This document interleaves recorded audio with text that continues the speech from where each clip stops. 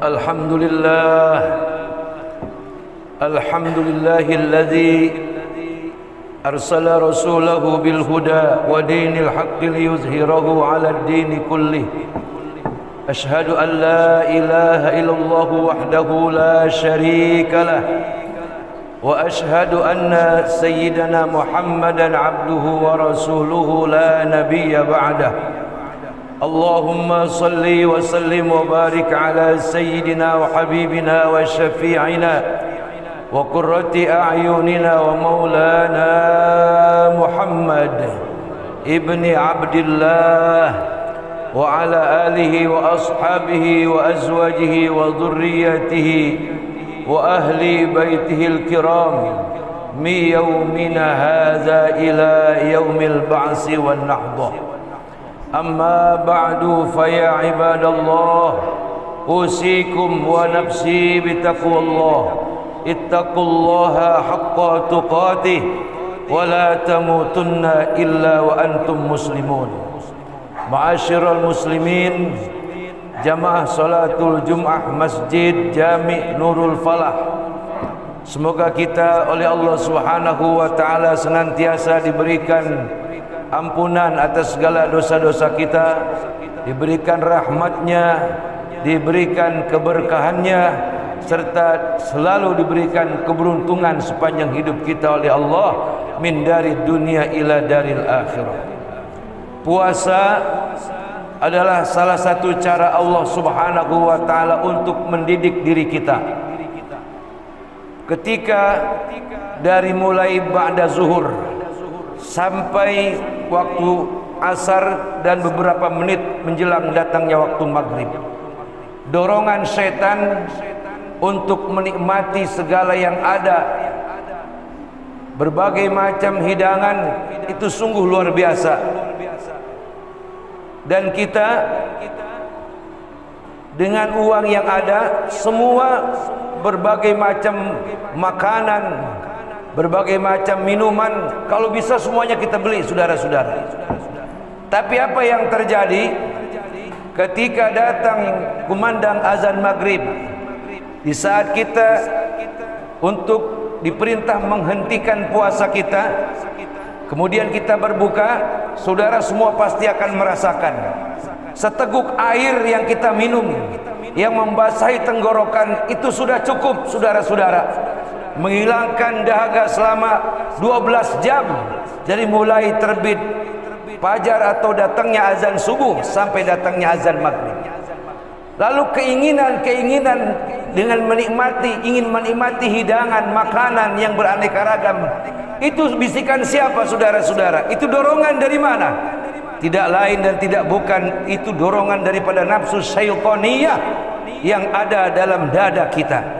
Allah mendidik, Allah mengajarkan dengan berpuasa, jadilah kalian orang yang qanaah, orang yang merasa cukup, jangan jadi orang yang serakah. Ini yang pertama. Qanaah alias tidak serakah akan menghasilkan rasa jiwa yang banyak bersyukur kepada Allah Subhanahu wa taala. Orang yang memiliki jiwa qanaah yang mengedepankan rasa syukur, saudara-saudara, kehidupannya akan tenang. Dia tidak akan diombang-ambingkan dengan suasana hiruk pikuk kemegahan dunia, sebab dia tahu saat dia pulang ke alam kubur, bukan lagi pakaian yang mewah yang dia pakai, pakaian yang seharga 1 juta, 2 juta, sarung BHS atau sarung yang seharga 4-5 juta. Tidak, yang dia pakai, yang dia kenakan pada saat dia pulang ke alam kubur, sekedar kain putih yang tidak berjahit sebanyak 15 meter. Itulah pakaian yang menemani dia sampai datang hari kiamat. Dan Allah mengajarkan kepada kita, saudara-saudara, walibasut taqwa zalika khair. Berpakaianlah kalian dengan pakaian takwa, itulah sebaik-baik pakaian yang kamu kenakan untuk mengarungi kehidupan dari alam dunia sampai ke alam akhirat. Ini ajaran puasa mendidik kita untuk menjadi orang yang qanaah, menerima dengan segala apa yang Allah anugerahkan kepada kita yang kemudian menghasilkan rasa syukur. Ini kalau kita renungkan saudara-saudara, cukup puasa demi puasa menjadikan kita orang yang senantiasa banyak bersyukur dan tidak menjadi kufur atas segala karunia yang diberikan Allah Subhanahu wa taala.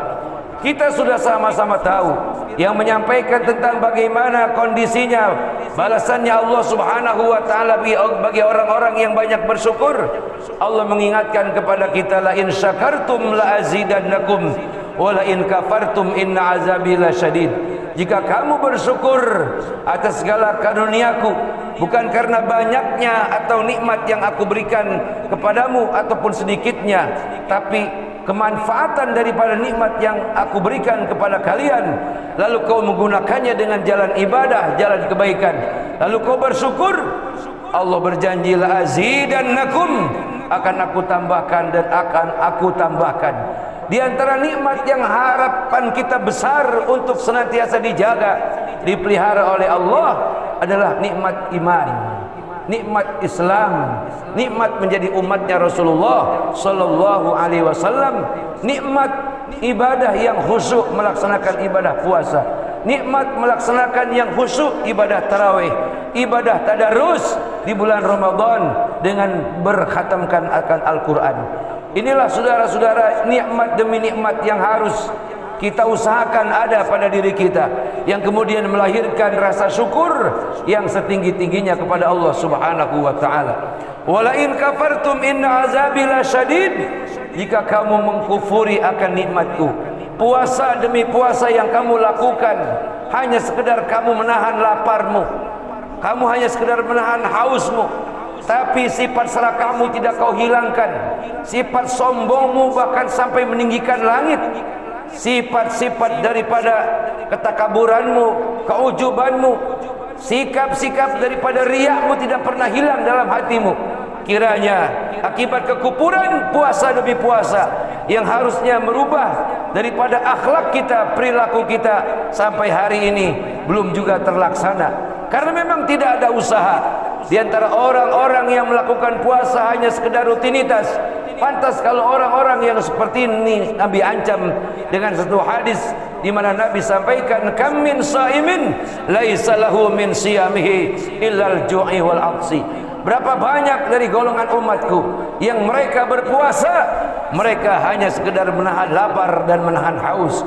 Adapun pahala puasa dari rasa jerih payah dia menahan lapar dan menahan haus, semuanya tidak diberikan nilai pahala demi pahala di sisi Allah Subhanahu wa taala. Lantaran dia berpuasa hanya menahan daripada zahiriyahnya, dia tidak makan dan tidak minum, tapi perilakunya tidak berubah dari puasa ke puasa, dari tahun ke tahun, senantiasa menjadi orang yang kurang bersyukur, bahkan lebih kufur daripada orang-orang yang kufur, bahkan mendekati kepada kekafiran. Na'udzubillah summa na'udzubillahi min zalik. Pada gilirannya, saudara-saudara hadirin jamaah sidang salat Jumat Masjid Nurul Falah, Allah menginginkan kita menjadi orang-orang yang sebagai penghuni surga. Surga sudah Allah siapkan. Di dalam surga ada pintu namanya Royan. Tidak boleh siapapun masuk ke pintu itu kecuali orang-orang yang dia melaksanakan puasa. Puasa yang mana? Puasa yang sesuai dengan niat kita, nawaitu shauma ghadin an adai fardhi syahri ramadhani hadhihi sanati lillahi ta'ala. Orang-orang yang melaksanakan puasa di siang harinya demi menjalankan kewajibannya atas perintah Allah yang sebagai keparduannya, kemudian dia niatkan lillah wa fillah wa ala Allah, karena Allah, pada jalan Allah, atas nama Allah. Inilah orang-orang yang berpuasa, yang puasanya akan menyampaikan dia kepada satu pintu surga yang namanya Royan. Siapa lagi? Orang-orang yang berpuasa, yang menjaga lisannya, yang menjaga matanya dari pandangan yang haram, yang menjaga telinganya dari suara-suara yang haram, yang menjaga tangan dan kakinya daripada pekerjaan-pekerjaan yang haram dan langkah-langkah yang menuju kepada keharaman. Lalu siapa lagi yang boleh masuk ke babur rayyan daripada mahligai pintu surga? Adalah orang-orang di samping dia belajar untuk menahan diri, tidak makan dan tidak minum, kemudian dia keluarkan infak, zakat fitrahnya, sodakohnya kepada orang-orang yang kehidupannya susah, kepada orang-orang yang miskin, kepada para anak-anak yatim, kepada orang-orang fisabilillah. Siapa mereka fisabilillah? Adalah orang-orang yang berjuang di jalan Allah. Di masjid ini siapa mereka? Para imam, para muazzin, para bilal, para pengurus masjid. Siapa mereka? Orang-orang yang berkecimpung di bidang agama, yang dengan lantaran mereka agama jadi syiar di kampung ini. Para ustaz, para kiai, para orang-orang soleh yang senantiasa mengajak, menyeru kepada jalan-jalan kebenaran, jalan-jalan yang diridhai Allah Subhanahu wa taala. Hadirin ma'asyiral muslimin wa jumratal mukminin rahimakumullah. Semoga puasa kita di tahun ini, di bulan ini yang sedang kita lakukan, yang sedang kita laksanakan, Allah jaga, Allah pelihara, jangan sampai terkotori dengan niat-niat yang jelek, dengan niat-niat yang buruk, yang pada gilirannya akan menghancurkan dan merusak daripada puasa dan pahala puasa kita. Kita senantiasa berdoa kepada Allah Subhanahu wa taala, kita menjadikan puasa tahun ini adalah puasa yang terbaik, tarawih yang terbaik, tadarus Quran yang terbaik, infak, zakat fitrah, zakat mal, sedekah, semuanya yang terbaik. Kalau semuanya terbaik, kalau semuanya terbagus, termulia, insyaallah Allah akan memberikan keridhaannya min dari dunya ila daril akhirah. Ya ayyuhallazina amanu kutiba alaikumus syiyam kama kutiba alal ladzina min qablikum la'allakum tattaqun. Wahai orang-orang yang beriman, diperintahkan atas kalian berpuasa sebagaimana telah diperintahkan atas orang-orang sebelum kalian. Tujuan Al-Qu kata Allah mendidik kalian, memerintahkan kalian berpuasa agar kalian menjadi hamba-hambaku yang bertakwa. Siapa hamba-hamba yang bertakwa? Orang yang paling mulia di sisi aku. Siapa orang yang paling mulia di sisi aku? Adalah mereka yang berhak masuk ke mahligai surga yang bernama Rayyan.